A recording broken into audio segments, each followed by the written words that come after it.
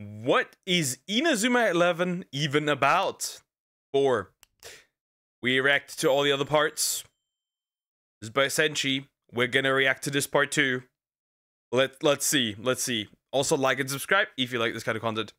We'll jump in. The Inazuma 11 trilogy was clearly loved, like, you guys really blew them up. So when I got the call from the council telling me to make a part 4, I just couldn't resist. The council approves. So let's cut the yapping and get straight to business. In the last game we saw Sean almost crash out after drawing the game against the Wallen. And I mean, can you blame him? Look at what bro used to stop the eternal blizzard.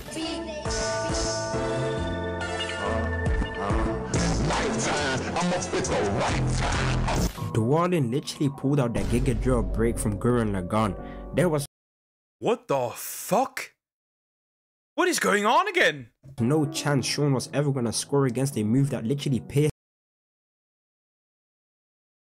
Okay, bro has a ginormous drill. the heavens. He was cooked before he even took the shot. Fast forward, and in preparation for the third game against Alias Academy, we go through a bunch of character arcs, and just a heads up, it's gonna get pretty depressing. We find out that there is another notebook which will have a new super move for Mark to learn, and in that process we see some more lore about Mark's grandpa, and lo and behold, it runs in the family. What the hell?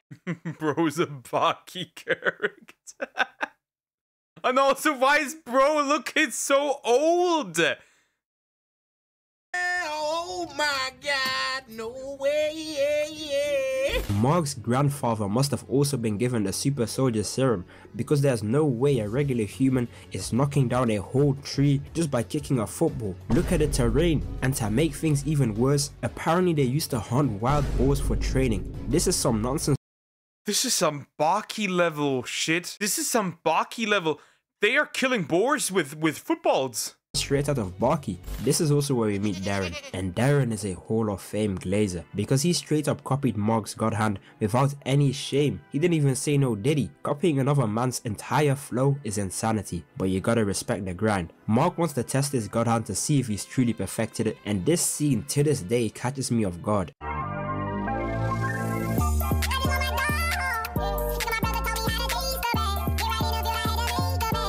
Maybe there is Super Saiyan.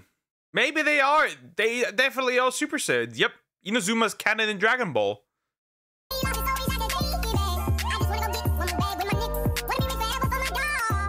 Do you guys understand what we just witnessed? When Goku went Super Saiyan, it didn't even create this much of a blast radius. These 10-year-old kids have the power to destroy a small city block in the palm of their hands, and they're using it to play a friendly game of football. This is not normal. This blast is out here looking like a Minecraft beacon, and then they're just standing there like they didn't just have a whole beam struggle. They end up playing a practice game against Darren's. I mean, they technically had a beam struggle, right? They were pushing probably the ginormous hands against each other.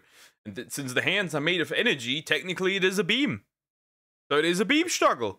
Team, and it's basically just everyone trying to upgrade their skill tree, since Mark is trying to perfect a new super move, and Darren damn near pulled out his own stand. I would have sworn he got hit by the stand arrow, and I'm not gonna lie, I got so hyped seeing him almost pull it off. Like, I don't know, I kinda like Darren's character. This little slice of life episode was really nice. I needed this. After all these stressful Alias Academy games, I really hope it stays like this for a little while, you know?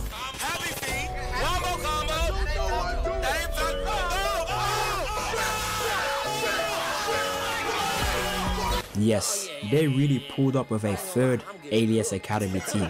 When will it end? Next you're telling me we have to play against Ben 10. Where are they even pulling these teams from? Xavier straight up looks like Super Saiyan God Goku. The match begins and nah.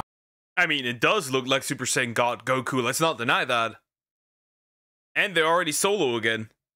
These guys are straight up Naruto running, and wait, hold up, is that Uvo again? Xavier shoots and shreds through Mark's margin the hand, and this is when I knew Raymond was cooked. This wasn't about to be a regular squabble. Raymond is now down 10-0, and this officially begins the downfall of Sean Thrust. He continues to have an inner tug of war with his twin brother Aiden for control of his own body. Sean wants to start taking the shots, but Aiden is trying to take control and convince Sean that he's not good enough. Sean ends up taking control and takes the Eternal Blizzard shot, and it just gets caught by this 3'1" baby. This is the shortest king I've seen! How? How are you tanking this? The alien. Man, I remember watching this and 9-year-old me was absolutely flabbergasted. I couldn't believe it. Kid me had never seen a character like this in any show before. Like, this kind of reminds me of Akashi from Kuroko no Basket.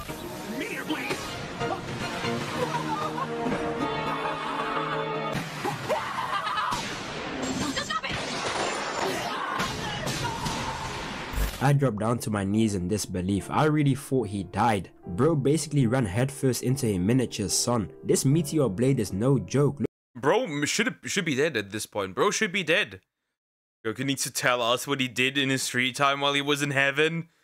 Play football. Look at the way he ate this shot. Sean is out cold in the hospital right now, and this is where we get the revelation that Coach Lena Schiller knew about Sean's split personality disorder this whole time. And if I tell you I wanted to fight her right there and then, I did not care. My hands are rated E for everyone. She really jeopardized the health of an innocent orphan all for the sake of a game of football. When will it end? Surely that has to be illegal. Where is the government? Where's Child Protective Services? Like, come on. She then goes on to reveal that Sean doesn't actually own the Eternal Blizzard shop. Child Protective Services? They are literally throwing Gallic guns at each other. Kamehamehas. Passing through dimensions. Time traveling. The Child Protective Services isn't enough. Call the Japanese military.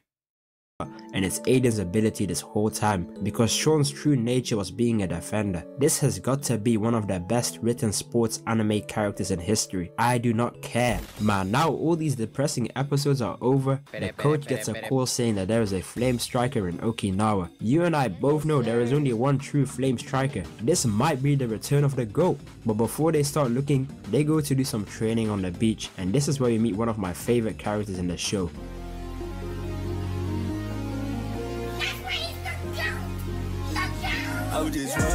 Bro is a waterbender. Bro is bending the waves.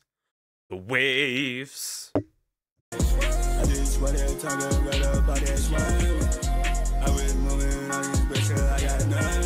Bro just shot the ball from the ocean while surfing. Surfing alone already makes him tough, but he scored on Darren from the sea. If this isn't top 5 character introductions in the show, then I don't know what is. We found out that Hurley never played football before, and turns out he might be a prodigy because of his powerful kick. And wait, hold up.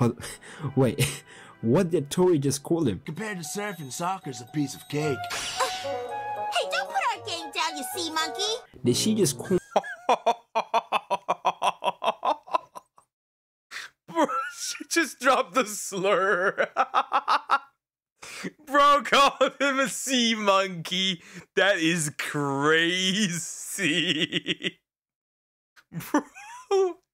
Well, that goes into my collection.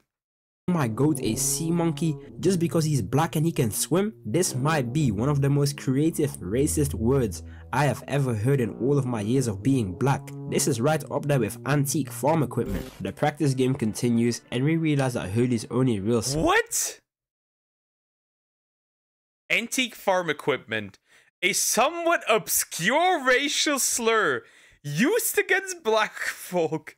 The interference being that they were used for farm work a good while ago, and so would be antique, bro. These are crazy. That goes into my collection as well.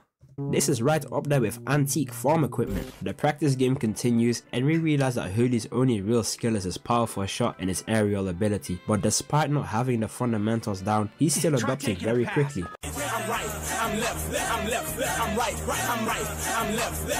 Bro riding them balls. Pause.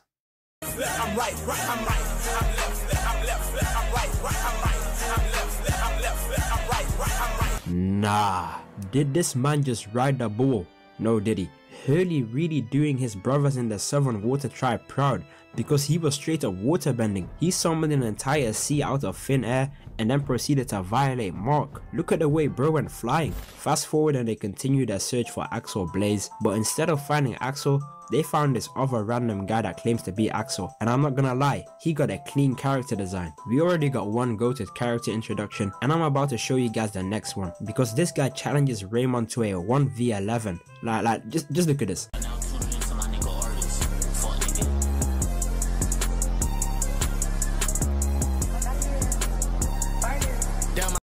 Bro, it's just all of them. It's just all of them. What the fuck? I deal with your bitch. And lay hair, yeah, she going. Hair and all these ain't shared, so fuck niggas, these Rick Owens. I used to have a Metro and an iPhone, yeah, do numbers.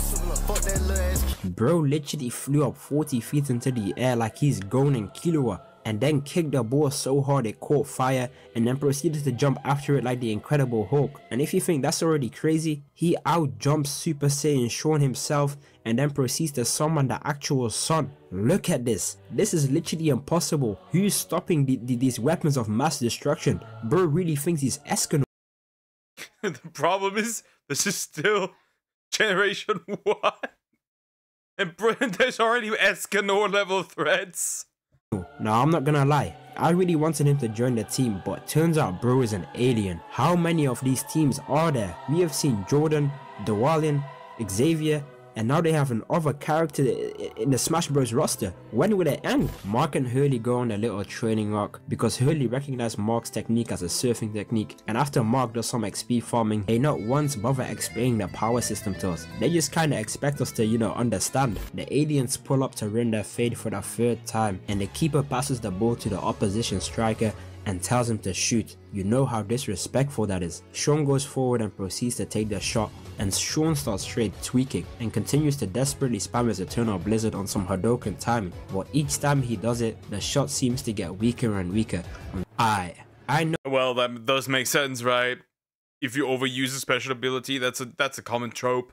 It doesn't get stronger. So I have drawn the line like 7 times, but I'm actually going to. He takes another logic-defying shot, but this bit, the entire Raymond team is out on the floor looking like they just fought in World War II. We spin over to the guy in the orange hoodie who's getting chased by some of the aliens, but turns out it was a detective pretending to be the GOAT himself. And this part right here might be the single best moment in Inazuma 11.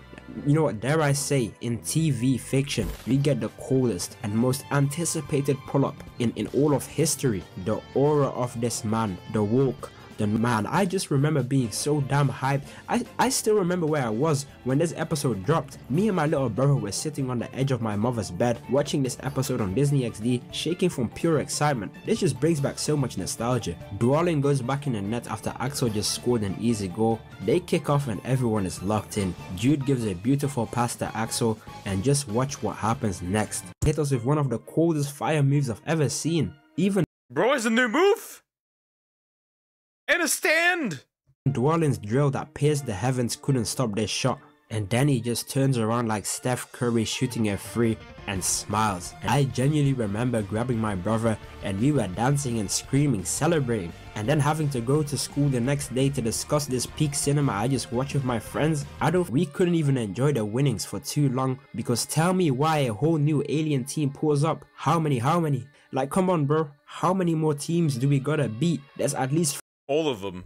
There's many, many more. If bro as a child knew that alternate universes would become a thing. 3 more teams. I'm starting to think Nathan was onto something. They proceed to hack Kai Epsilon with a football. What in the Beerus is even going on right now? And they just vanish. Alright, you guys know the drill by now. We always react to an opening at the end of the video, so I'm gonna go.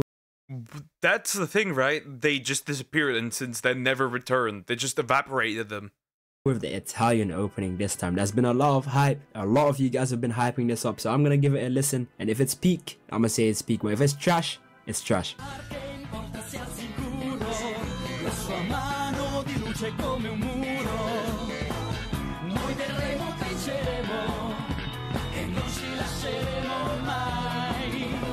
Alright.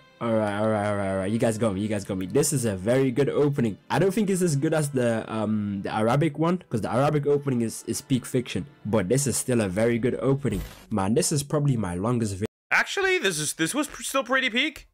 This was still pretty peak. Not gonna lie. too bad he did not make a 5th part, it appears. Sadly.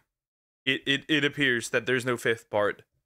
Video yet, but I had fun making it since, you know, I just love talking about Inazuma 11. Hey, all I ask for is that you drop a like and subscribe. I want to continue dropping more content on the rest of this series. If you enjoyed the video, you can watch part 1, 2 and 3 on my channel. Make sure to join the Discord. If this video gets 8k likes, I'll give you guys an even longer part 5 covering the next couple of games and plot twists. Okay. Where's part 5, homie? Where's part 5? You have 12k. Where is part 5? Where? I need it. I need it. Yeah, it's just crazy. It is just crazy. Inazuma 11 is peak. Peak fiction. I need a part 5. I just do. Anyways. Like, comment, and subscribe.